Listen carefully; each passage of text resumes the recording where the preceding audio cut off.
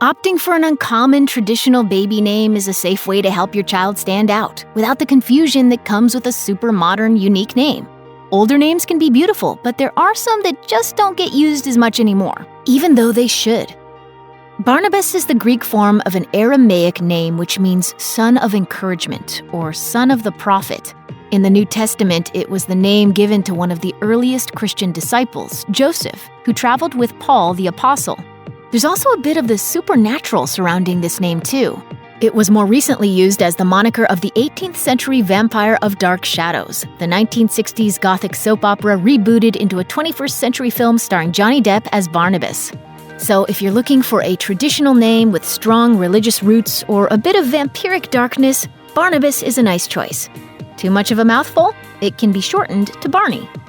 100 years ago, Edith was a massively popular name, but now one which is considered to be a little on the old-fashioned side.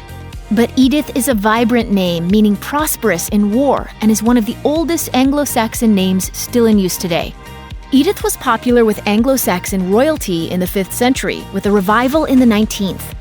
There are quite a few new Ediths in Sweden, placing the name at number 42 on their top 100 list in 2017.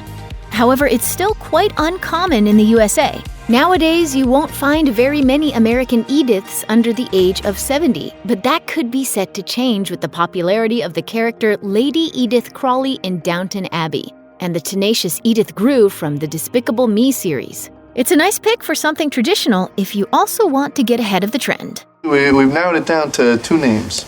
Yeah, and you know what? I love them both, so why don't you just pick one and that'll be it? Well, The fact that this name is best associated with the American sitcom The Simpsons might have something to do with the fact that Homer is no longer widely used. But Homer is a deeply traditional name which used to be held in great esteem, rather than only being associated with the doltish, overweight figure of Homer Simpson. The name originated in ancient Greece and is best known as the name given to the famous Greek poet Homer, author of the Iliad and the Odyssey. The name itself means security or pledge and lends itself to the phrase Homeric, which refers to something that takes place on an enormous scale. The name came into use as a given name in English-speaking countries, America in particular, in the 18th century, and though it was popular until the 1940s, the name isn't widely used anymore today, but as its varied history shows, it would certainly make for an interesting pick. Another name which you may recognize from The Simpsons is the name of Ned Flanders' late wife, Maude. It's another traditional name you don't see much of these days, the medieval form of Matilda. Maude means battle mighty and is associated with strong leaders despite the soft-sounding name. Maude was massively popular in the 19th century, likely due to its use in Alfred Lord Tennyson's 1855 poem Maude. Over the past 50 years, its usage has dropped off sharply, and Maudes are rare to find these days, especially since the disappearance of the sitcom Maude.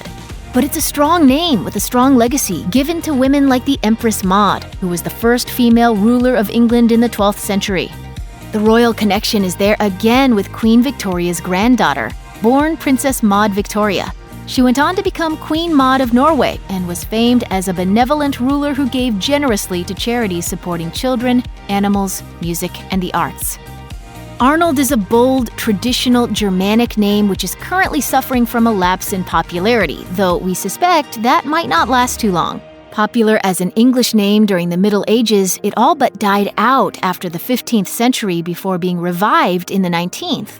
Though Arnold still has some traction in England, its popularity in the USA took a dive in the 1970s, and the use has declined steadily ever since.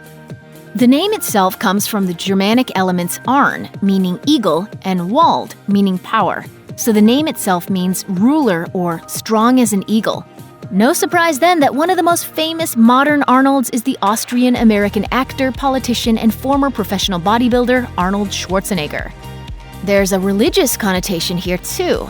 Arnold of Soissons is the Roman Catholic patron saint of hop pickers and brewers, and you may recognize his name from the St. Arnold Brewing Company, Texas's oldest craft brewery.